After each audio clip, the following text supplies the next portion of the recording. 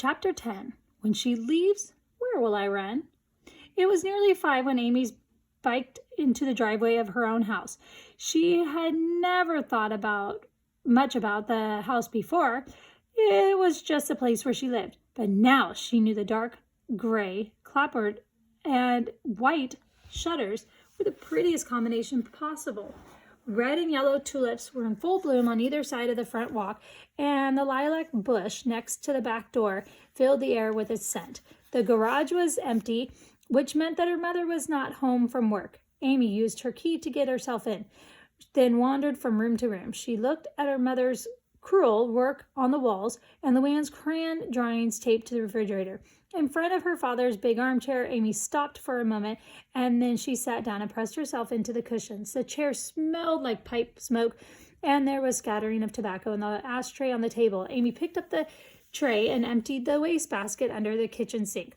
Upstairs in her bedroom, she laid her tape player on her bed and sorted through a stack of tapes to find ones she wanted. There were other things she needed as well. The Charlie bath powder that had been a Christmas gift from Luann, the I Love Pizza and Pizza Loves Me t-shirt she planned to wear to the party, dental floss, an extra ballpoint pen. As she was dropping her things into the shopping bag, a car door slammed. Amy dashed downstairs and threw her arms around her mother. Then she hugged Luann. Luann's face was flushed and smiling. "Look, Amy," she said, and plunged a hand into the sack she carried. "I made a puppet today. Look, Amy, look." Luann fitted the sock puppet over her hand. She poked a finger into the stuffing inside. The head bowed and nodded, and Luann laughed. "Like the puppets at the mall," she cried, "only nicer. Isn't it nicer, Amy?" "Yes, he is," Amy agreed. "Did you make that at school? Miss Peck showed us how." "I love Miss Peck. We make things every day." Amy and her mother exchanged glances. Each afternoon they decide what they're going to do next, Miss Traylor said with a funny little grimace.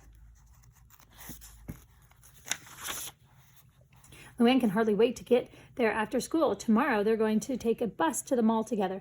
Miss Peck and Luann and Marissa. Miss Peck thinks the girls should learn how to take the bus by themselves. "But they can't," Amy exclaimed. "They'll get lost, Mom." "We'll not." Luann thrust the puppet into Amy's face. "We'll not," she roared. "I can do it." "Calm down," Miss Traylor ordered. "We'll talk to your father about it tonight." Miss Peck has Marissa doing a lot of things Luann doesn't do.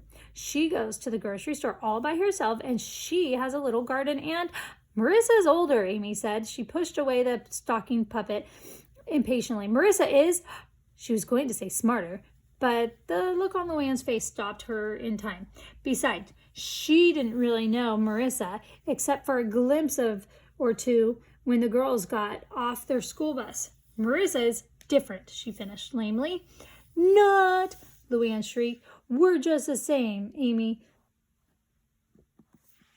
Amy shrugged. She couldn't figure out why the thought of Miss Peck teaching Luann to do things was so irritating, but it was. Clearly, Miss Traylor wasn't especially pleased either. "Luann is ours," Amy thought. "That's it. We know what she can do and what she can't. We don't need any Miss Peck trying to change things." But that was a silly way to feel, too. They did need Miss Peck, at least Amy did, if she was going to enjoy the visit with Aunt Claire. "Well, it's up to you and Dad, I guess," Amy told her mother in a low voice, while Luann sniffed and rubbed her eyes. "I'd better go. I told Aunt Claire I'd be back early because we're having some stuff to do tonight to get ready for the party." Darn! The word had slipped out before she could stop it. Amy almost groaned out loud. This was certainly her day for saying the wrong thing. "Party?" The puppet dangled, forgotten, from Luann's hand. "What party? I want to go too, Mom." Miss Traylor shook her head. "Amy's having a few friends over at Aunt Claire's tomorrow night. Nothing special. We'll have her real birthday party right here when she comes home again. We'll have a cake and we'll play games. And you can invite Marissa." But Luann was not to be sidetracked. "I want to go to the party at Aunt Claire's house," she cried. "I want to go to that party." "Well, you can't." The words were sharper than Amy had intended. She was disgusted with herself, and she was angry at her mother, too. Why does she always make me feel like a selfish monster? Why can't she just once say, "This is Amy's birthday party, and she and her friends have a right to be alone"? That would never happen. With a despairing look on Luann's tear-streaked face, Amy ran upstairs to her bedroom. The shopping bag lay at the foot of her bed. She grabbed it and raced back downstairs. I have to go, she said. She felt strange and stiff, as if she were talking to strangers instead of her own family. Say hi to Dad for me. Her mother followed her to the front door, edging around Luann. I'll have your birthday cake ready tomorrow afternoon, she said coolly. Your father can drop it off on his way to Madison. He has a weekend seminar and he wants to be there tomorrow night. The meetings begin early Saturday morning. Thanks, Mom. Amy didn't meet her mother's eyes. I'm sorry. They both looked at Luann, who had turned her back to them and was leaning against the wall. I suppose you are, Miss Traylor said with a sigh. It seems like such a little thing, including your sister and your birthday party, but it's up to you. I guess I can take her out for a hamburger or something when I get home from work.